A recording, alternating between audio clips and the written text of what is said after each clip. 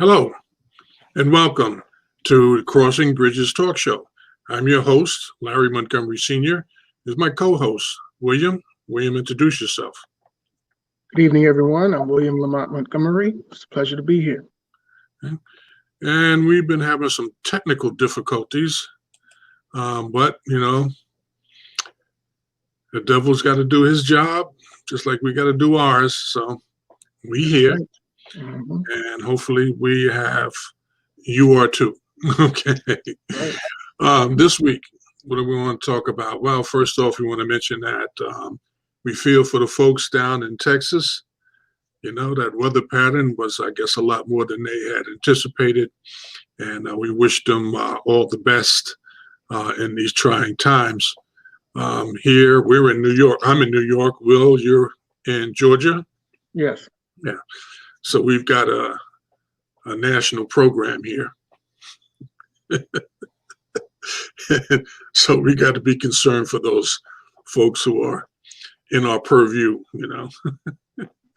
This week we wanted to talk about one of the books I've written, which is entitled, let me see if I can pull it up. I'll make sure I get that right. Yep, it's not up there right now. Hold on. I'm going to pull it up as the music plays and we,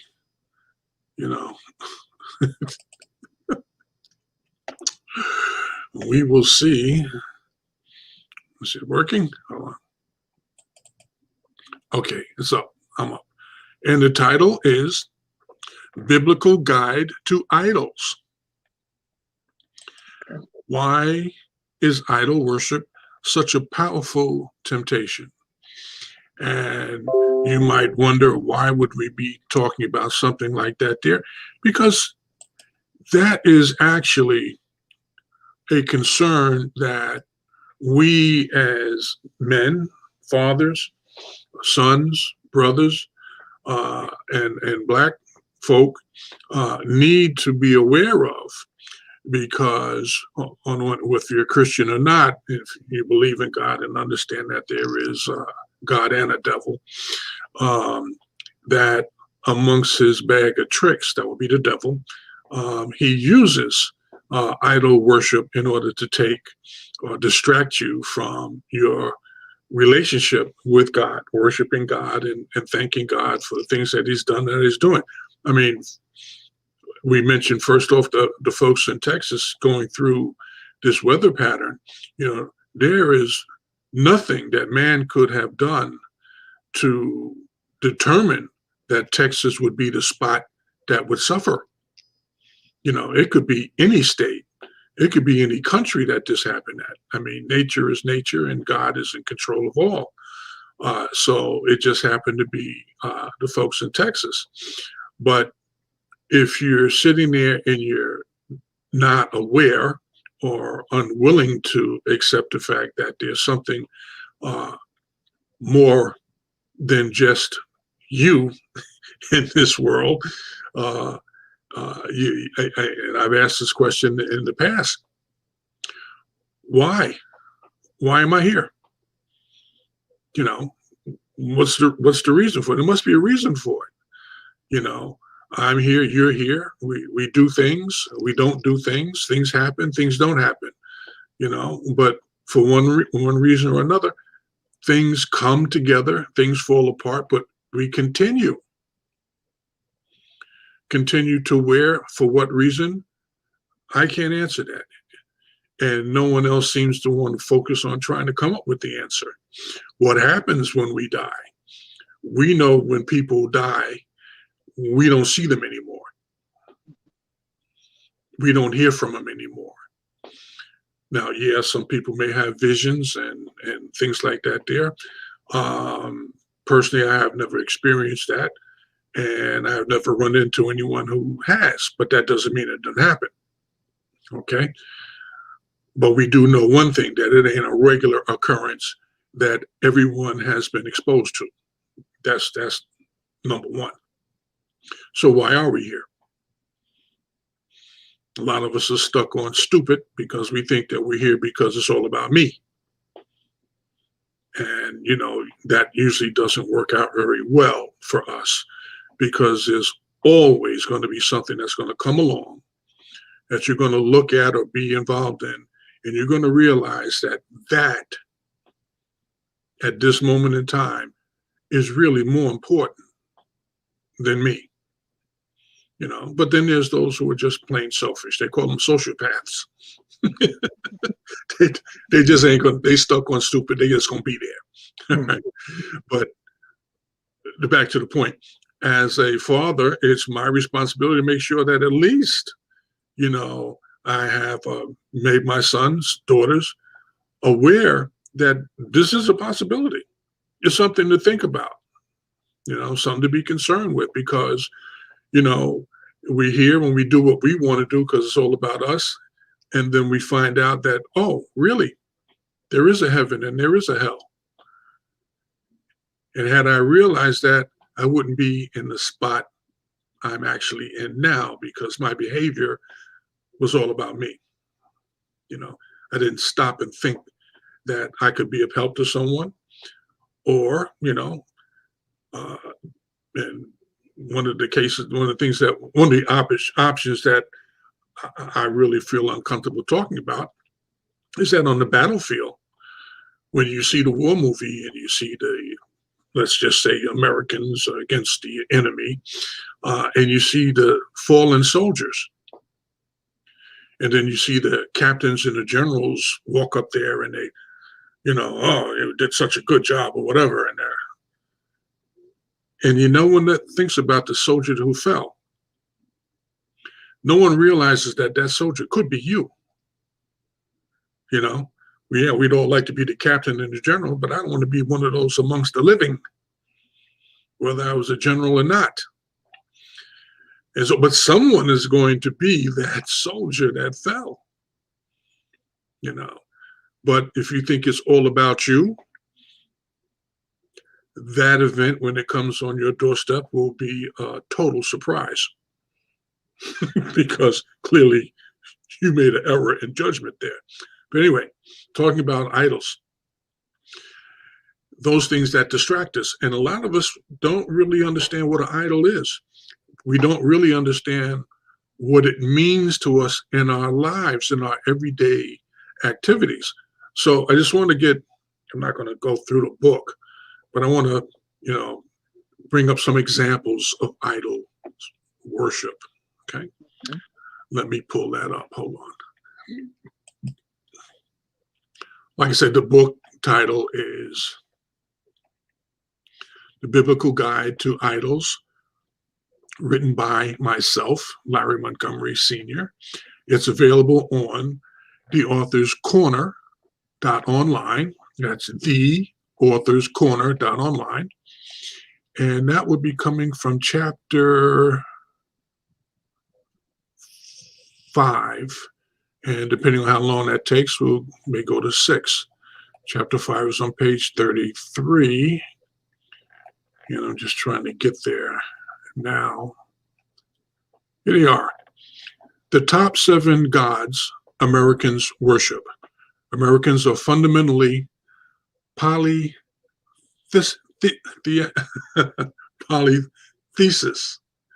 I think I pronounced it right. Polytheists.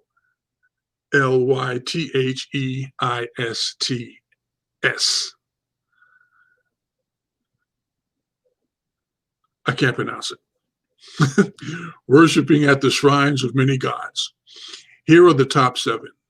Many who call themselves Christians are as polytheistic as Hindus. We, of course, have different names of our gods of prosperity, fertility, good luck, celebrity, or whatever. Money and success have often been thought of as America's gods. God is gold, the almighty dollar, and all that. But things have changed over the years. Money has been demoted to a somewhat lesser deity, though still devoutly worshipped. Here are North America's 7 most popular gods. By God, I mean something, anything in our life that commands more loyalty, dedication, and devotion than the one true living God. Not necessarily the highest loyalty, since many of us are functional polytheists. I know I'm not pronouncing it correctly, but I know what the word is. Whatever we claim, but sincere and central devotion. The question that then becomes, what is your or my functional pantheon? From the biblical perspective, of course, such gods are really idols, idols that the Bible both denounces and mocks. America's gods today, in reverse order, are: number 7, national security. Yes, for some people, this is the one high God. My country, right or wrong. It is a much higher God since the 9/11 terrorist attacks and the passage of the idolatrous, blasphemous Patriot Act. Anything done in the name of national security, or now by the NSA, is by definition justified, since the end justifies the means. National security in the U.S. is the new name of the old God of nationalism. But for many in the U.S., this is not the high God. It is one among many, and it nudges out the other gods only in times of clear threat and crisis. This is one of the gods, so-called, that the Bible denounces. And you can find that conversation in Ezekiel. Number 6, money, riches, wealth. Still a much adorned and sought after God in the United States. The pursuit of wealth was one of the 2 founding pillars of the United States. And of course, this is still in place. But it is now so taken for granted, so unquestioned, that the worship of this God is a little less prominent. This God is also called Mammon, which Jesus referred to in Matthew 6:24, when he said, "You cannot serve God and Mammon." Was he wrong? The rise of technology has birthed other gods. However, so money is a bit less adorned than in times past. Number 5, guns. The worship of guns in the U.S. is fully obvious and is well known. Globally, though, quite puzzling to many folks in other countries, including Canada. A few months ago, The Economist magazine from the UK ran a cartoon depicting a church service, which was actually a worship of guns service in America. How America's gun culture developed is well documented in The Aiming or the Arming of America, The Origins of a National Gun Culture in 2000, and other sources. All it took to turn fascination with guns, primarily by males, into a religion was linking it up with the U.S. Constitution's Second Amendment. Today, all the marks of religion are evident when one either confronts a gun devotee or questions anything about his devotion. For clarity, I am not speaking about legitimate, limited uses of firearms, but the deification of the gun. I know many folks would rank this idolatry higher, closer to the top. For many Americans, it is indeed top God. But the number of devotees is an actual minority of the total population. So I ranked it here. Number 4, the automobile. This beautiful and more glitzy and gadgety God has been around now for over a century. Historians talk about America's love affair with the automobile. The automobile quickly became a symbol of money sex, and power with a clear hierarchy identifiable by model and price, a divider of the haves and the have-nots. When the automobile moves from being a means of transportation to something else, something more, a hierarchical status symbol, deification is complete. The marks of worship, from temples to worship rallies to lavish offerings, become obvious. Our casual obliviousness to the sacrifice of thousands of lives on highways and is another sign. 32,000 last year, adult and children were sacrificed. Recommended on, well, I'm not going to read that. Okay, number 3, fame and celebrity. Celebrity has been around for a long time, going back at least to Absalom, the Old Testament's most famous celebrity, with his clever charm and his beautiful black flowing hair.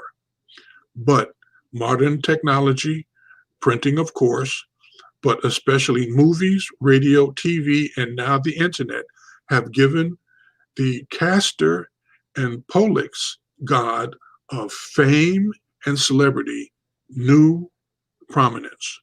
So now fame and celebrity are largely unquestioned, even among Christians.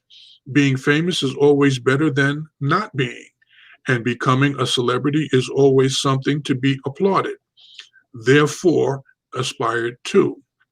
In this value system, seeking obscurity is dumb, becoming less so that others may become more is irrational, suspect, and likely a sign of mental derangement. Many parents will sacrifice virtually anything for the chance for their child to become famous, whether in entertainment, sports, or even academia. Ever seen a child beauty pageant? Note that the high god here is not money, but rather fame and celebrity. Number 2, collegiate sports. Collegiate sports is, of course, a way to achieve fame, celebrity, and wealth, at least potentially. Compare the salaries and perks of university head coaches and athletic directors with those of presidents and deans as a first indicator of this idolatry. Look at sports and media budgets. But there are many other signs. Collegiate sports have become a whole elaborate, high-tech, profit-making system of business, really, with big winners and many losers.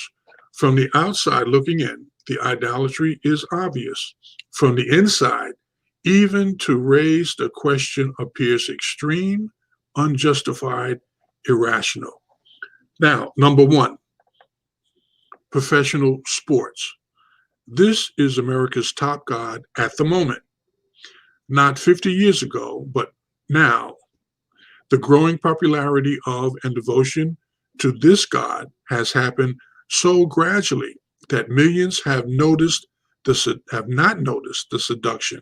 Instead, what they see is high-tech glitz powered by advertising mega dollars. Professional sports have it all: money, fame, sex, technology, and immense and growing economic clout. It is professional sports, of course, that powers collegiate sports to the point where the line between professional and amateur is often a joke.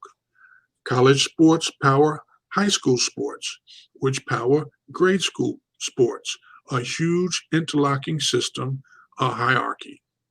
Results? Today, one of the most obscene, disturbing scenes on TV or the internet or on a sports field is not sex or violence.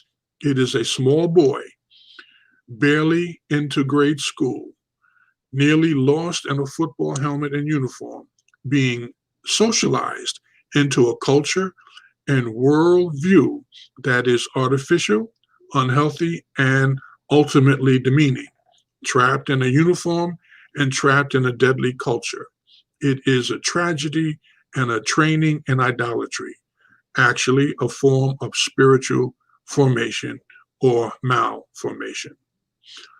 Among many other things, this form of unrecognized child abuse insults literally your child from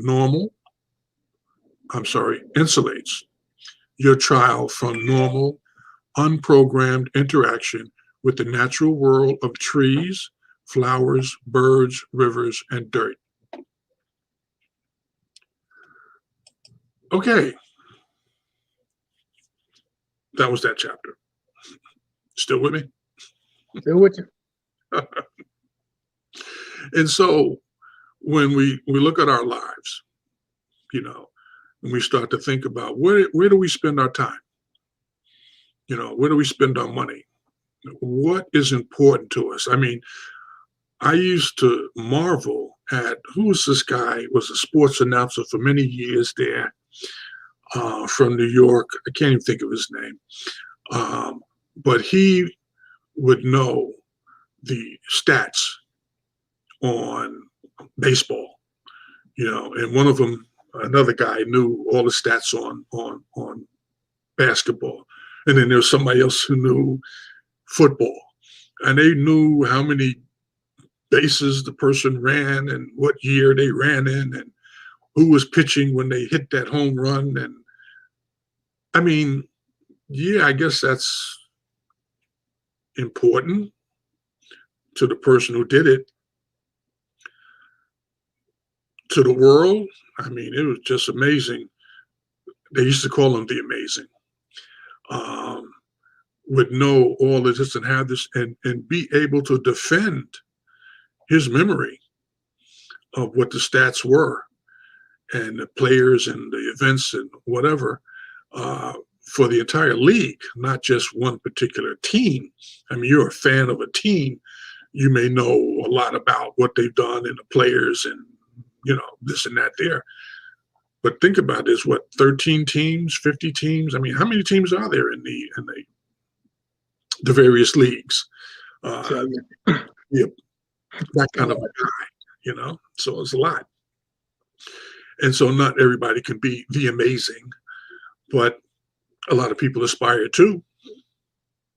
A lot of fans aspire to being the Amazing for their particular team. Many fans go from one team to another team because they move, relocate, or a particular player will move from one team to another team and they follow them. And I'm not saying it's not like a crime or anything like that there, but when you stop and you look back over your life and you say, how many hours did I spend, trying to memorize what Joe Namath did in 1969? Was he even playing football in 69? I think the Jets won the Super Bowl in 69. I don't know. He was with the Jets. I know that. Yeah, I remember that. Yeah. I think he was still playing when I was a kid. Yeah, now he's a pitch man for some Medicare company, whatever. But no, and then you go on, cars, I mean, I didn't particularly write that article, I found it. And I felt that it was important because it was clear, it made it clear in our minds that we have to sometimes take a hard look at what we think our priorities are. If the Grim Reaper walked up on you right now and said, well, what's your final word? Are you going to say, well, go Jets? Go Mets? I mean, really, I'd probably be saying, help, save me. It wasn't me, boss. It was somebody else. Go Jets before me.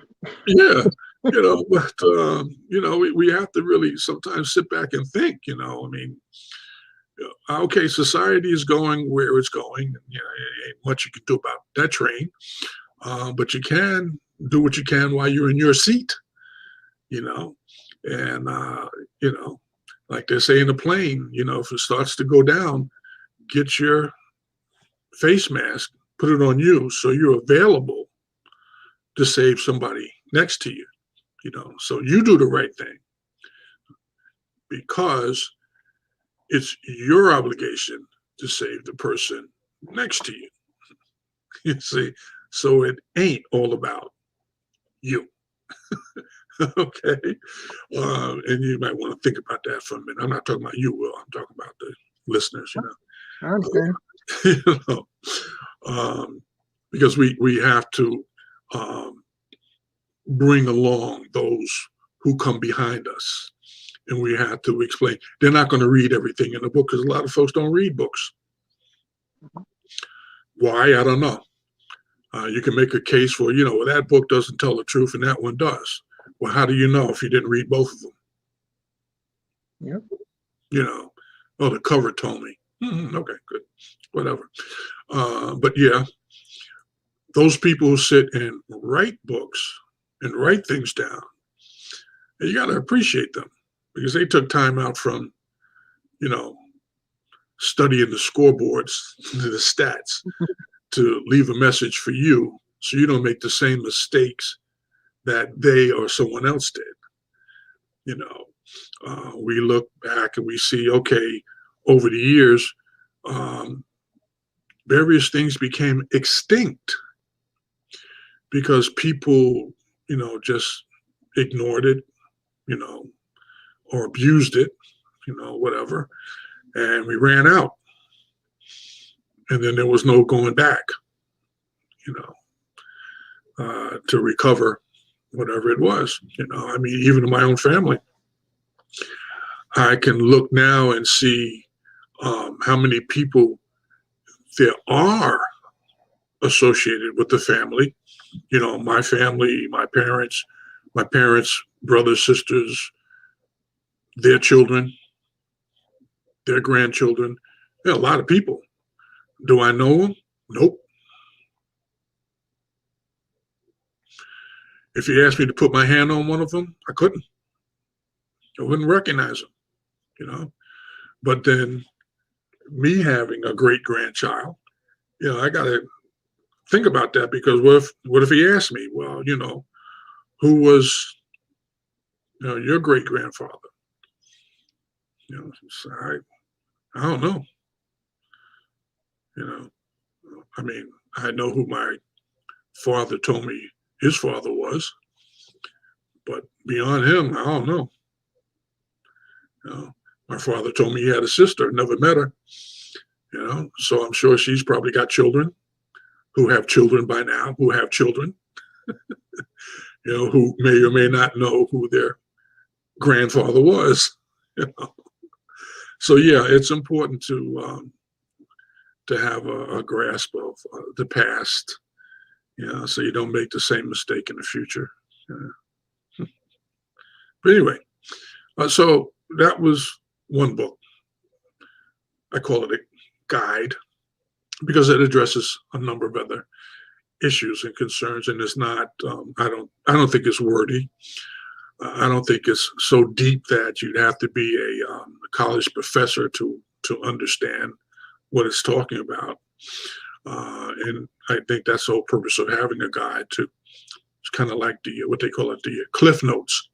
Where you don't have to read the whole book. You just read these few pages here, and you got a good sense of what happened. You could pass the test. Yeah. You won't get an A, but you can pass it. Was there something you wanted to?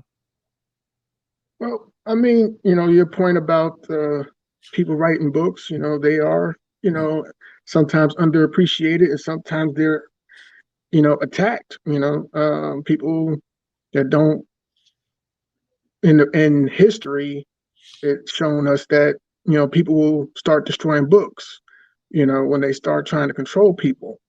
So they limit people's access to it because the more you know, the more of a threat you can be, you know, the more you can control yourself and get to that next plateau. So information is the power for longevity, you know. So, and there's some people that know that, and they see people reading books, or, you know, I mean, we got so many things out there to distract us from reading books because it's so glitzy, as you put it, you know, like, oh, I got a new iPhone. Hey, I got a new Android phone. Hey, you know, it's got the big 35-inch screen. I carry it around, you know, in the back of my trunk, you know, because it's so big and great. And, I mean, I'm exaggerating, but, you know, in this world of connectivity, we are more separate than we are together. You know, I mean, well, we're me and you're in another state, you know, so we're connected. But then you got people that might be in a household, you know, where they have the opportunity to hug each other, or, you know, hold hands or whatever, but they're like this, and they're in their phones, and everybody's on their phones. So even though they're together, they're not together. And then the people that, I mean, we could have this conversation. You could be in South Africa, you could be in China, you know, but we have more connectivity sometimes the further we are away, you know. But I think it's by design. You know, you get people caught up in the glitz and glamour, and, oh, well, this person's famous, so you gotta watch them, you know, or this person is rich, so you gotta listen to them, or you gotta do this, that, and the other. And when you're doing all this, how many books you reading? You know, when you're watching a football game, how many books you reading? You know, and this is your time to be able to grab that information, that knowledge, and say, well, hey, you know, this could put me in a better position, you know, or hey, I can score higher on my test because I actually read the book that my teacher assigned to me, you know. But we got all these things pulling our attention away from the actual things that will put us in a better spot. Yeah, I mean, we have to understand that there's got to be some kind of a balance. You know, I'm not going to say I'm sitting here to beat down on people's celebrity, you know, because what you do may be of interest to me. I might aspire to that. It may fascinate me or whatever. But should I be all encompassed with that? You know, it's great that you can play basketball and dunk, but, you know, maybe I want to play. So I can't play while I'm sitting here watching you play. Yeah. You know? So I'll never know what my potential could be unless I actually go out there and do it. Now, yeah, I might learn from you, which is great, you know, but I still have to have time to do it, to demonstrate that what I've learned. And then besides that, when I talk about a balance, what if it's not my portion to be like you, to play basketball? Maybe I could be the best coach. You know, maybe I could be the best water boy. You know, I brought you that one glass of water that you needed at that moment, that spurred you to go and slam dunk, you know, on Shaq. You know, but had you not gotten that water from me, you would not have done that. You know, so, yes, there's all kinds of reasons and all kinds of opportunities out there. So there has to be a balance. You know, we find it nowadays that, you know, people, I'm talking about athletes right now, you know, when they're on the court or on the field or whatever, doing what they do, you know, those are moments where you're like, oh man, I want to see that, because you never know what's going to happen. But then afterwards, after the game is over, okay, they want to be on the news and tell you about what they were thinking at that moment and why they did whatever. Okay, so now I saw the game. That was an hour, 2 hours. Then I saw the news show. That was 15 minutes. So it was an hour and 15 minutes of my life gone watching you. Okay.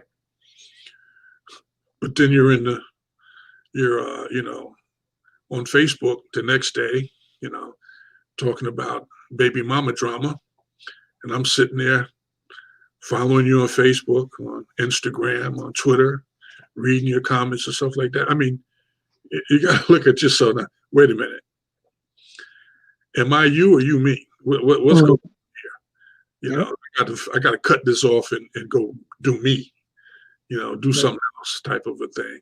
And so again, back to idolatry, we talked about, you know, those things that we idolize. You know, we spend time on. You know, I'm not going to sit. I don't follow any teams for a reason. I'm a player, not a fan. If I'm not playing, I'm not really that interested in it. That's right. That's just it.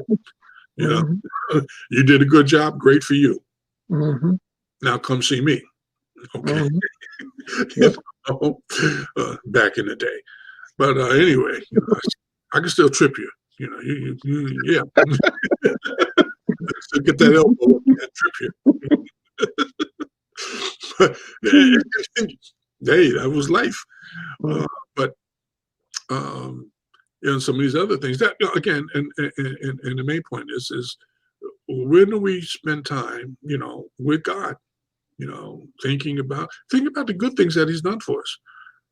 You know, that He's doing for us. I mean, here we are in the middle of a pandemic, probably the worst ever, because at this particular time, this moment in time when we are so technologically astute and well connected globally, and we couldn't figure out how to handle this.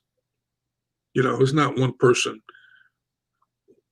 We as people, you know, the scientists and doctors consider and say, well, you all should wear masks. And then we got people standing out there talking about, no, it's not my right. It's my rights. You're violating my rights. I have to wear a mask. It's all about you, right? When you wake up in the morning and everybody in your household is dead and you're coughing your brains out, I want to remind you of your rights. You had a right to wear a mask and not wear one, and you chose not to. But that's just one example, you know. And my point was, for those of us who may have missed putting our mask on when we walked out the door, we didn't catch the virus because God was looking over you. He said, you're not going to get the virus. You're good. At least not today. You do something stupid, I'll let you go. No. So, yeah, you know, there's something bigger out there than just us. We need to acknowledge that. And again, it goes back to, and this is my last point. You're drowning in the middle of the ocean and you're reaching up for help. Who do you think is going to be there to help you? Could be nobody. Then what? Why me? What's going to happen to me? Where am I going to go? Was my whole life written to wind up falling off the boat into the water in the middle of the ocean, knowing I don't swim well, and I'm reaching up for somebody and there's no one there to help me? Was that my life? We got a big ocean out there, room for a lot of people. Might want to think about that. You know, I don't want my life to be that. I want to try to figure it out. And if there's a God that's going to tell me, look, Larry, you need to do so-and-so today, I'm trying to pay attention. Yeah, I'm trying to pay attention. I'm not going to sit there and say, oh, you know, nobody believes in you. And, you know, the white man said you were, you know, and no, you be sitting there alone out there in the middle of the ocean. The water is deep, so deep we have yet to measure it. And I'm standing there thinking about what you said. No, I'm thinking about trying to figure out who's going to help me get up out of this water? Who's going to save me?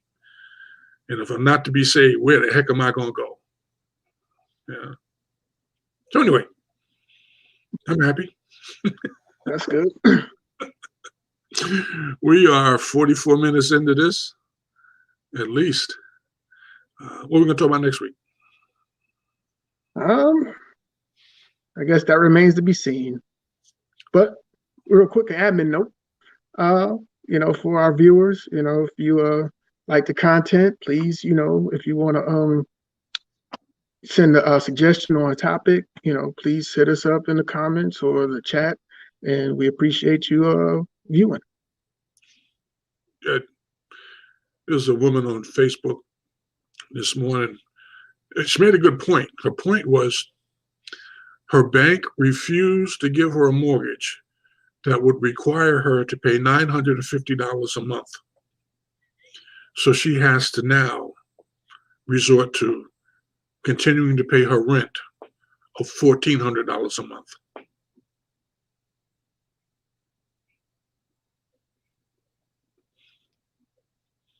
Yeah, that's one of those things you got to think about.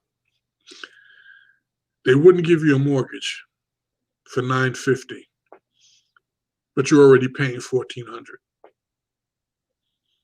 Yeah, got to think about where you're putting your money.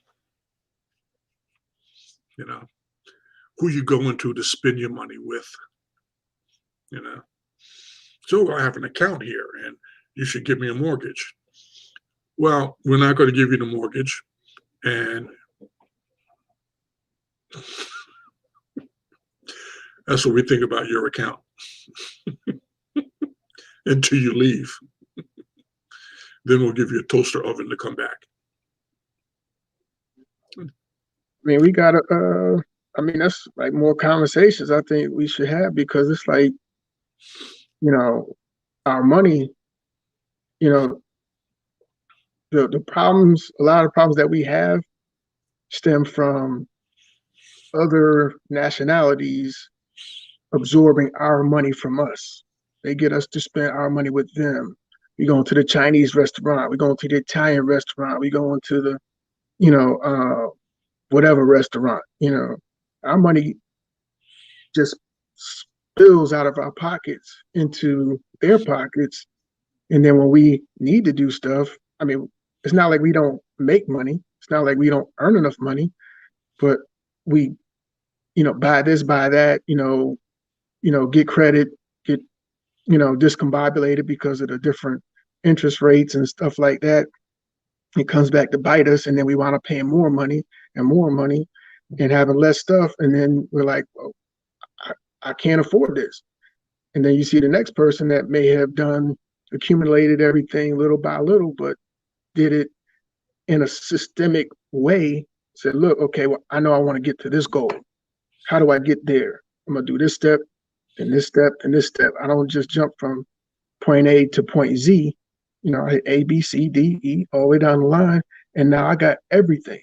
As opposed to getting M and then somebody coming and taking it back, and then now, put all that money into something and have them come take it back. So now you lost all your money and lost the product.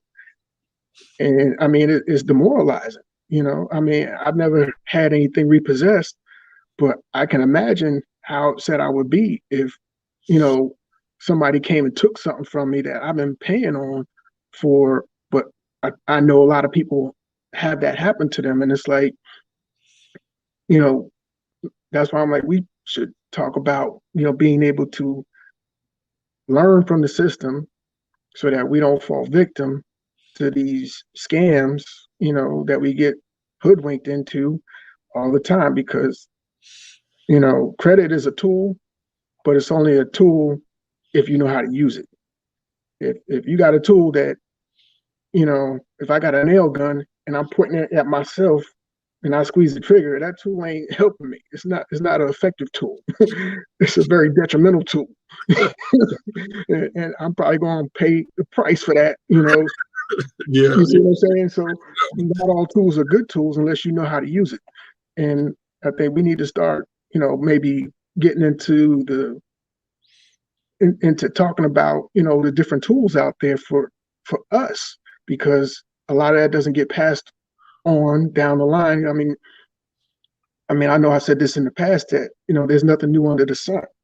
Some of the problems that you've seen in your life, I might be walking up to that door right now, and if I'm not listening to what you're telling me, then when I get to that door, I'm not going to walk through it, or I'm going to walk through it and fall down. What's going to what's the difference? The difference is if I listen to what the people that had experienced that problem before me, if I listen to them and they say, hey, well, if you open up that door, you don't want to jump.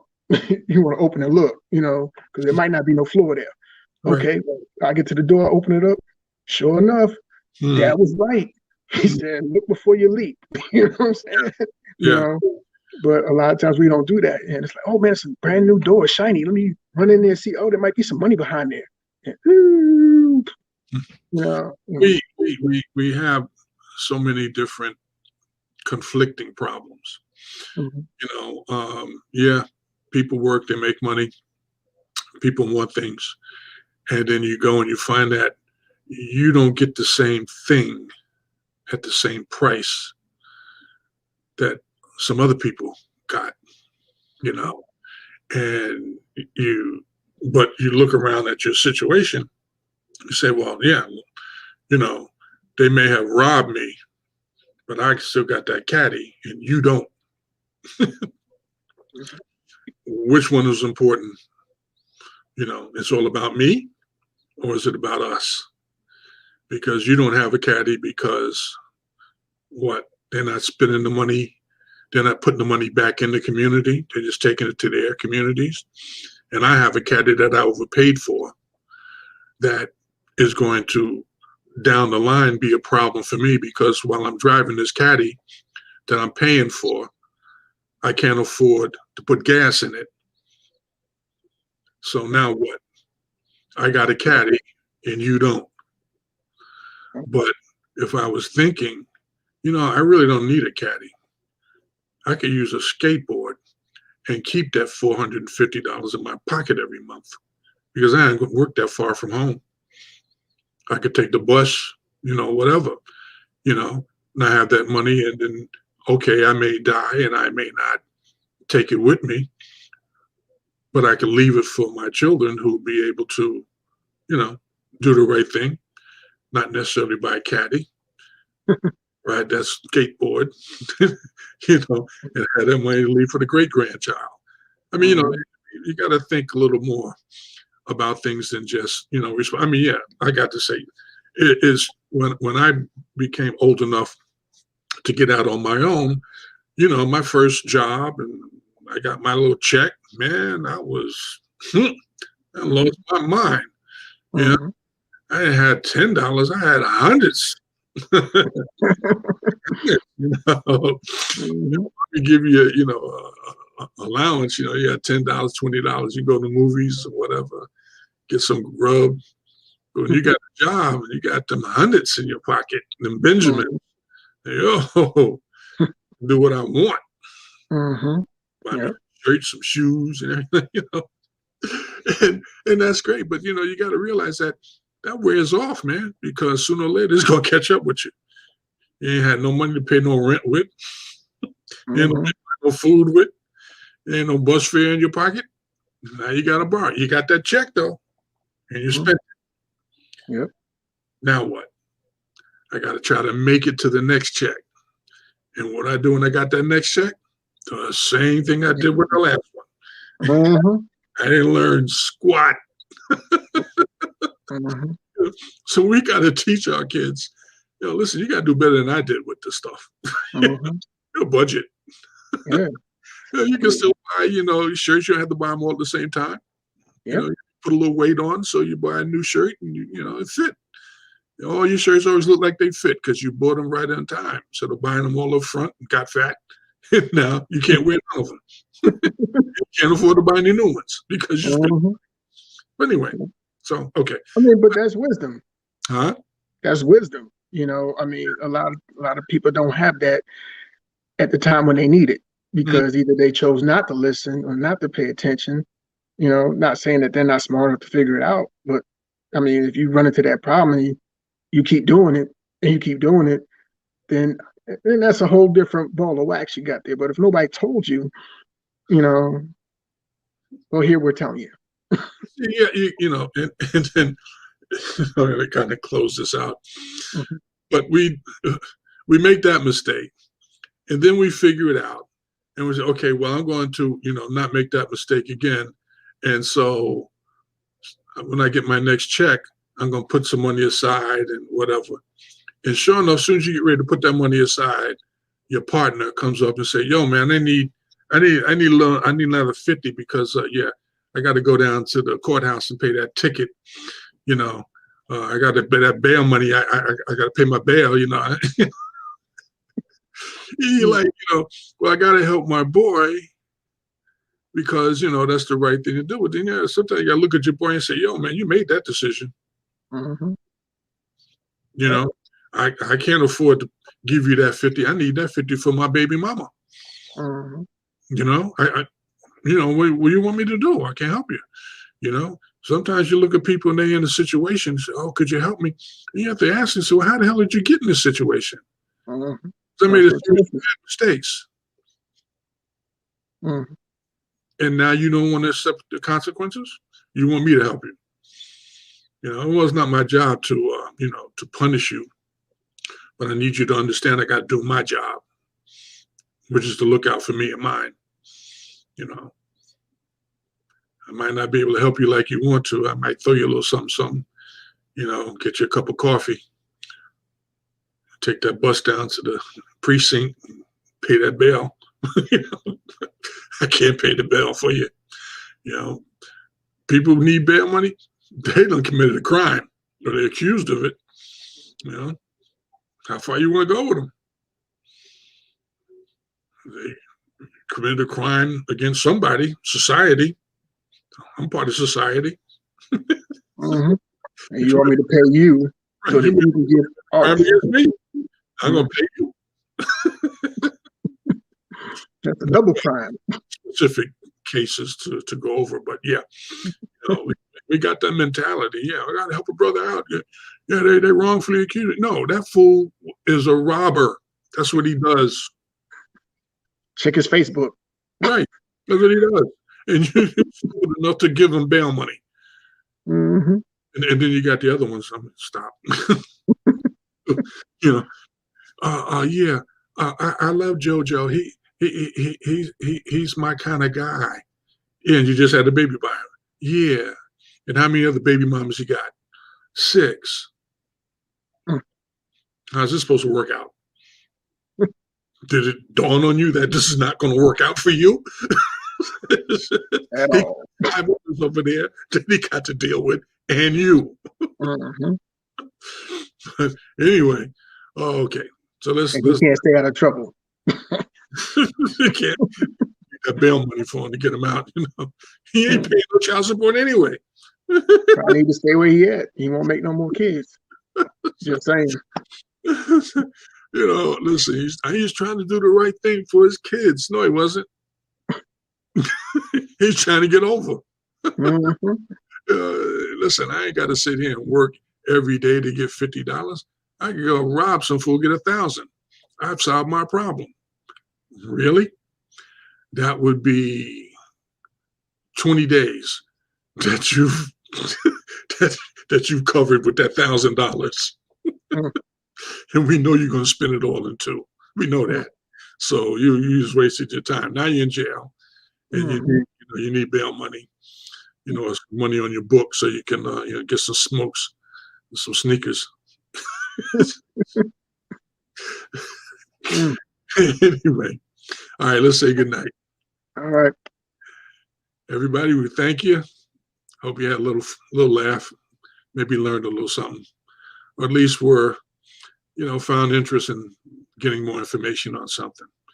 So we'll see you next week, God willing, and the creek don't rise. God bless you. God bless.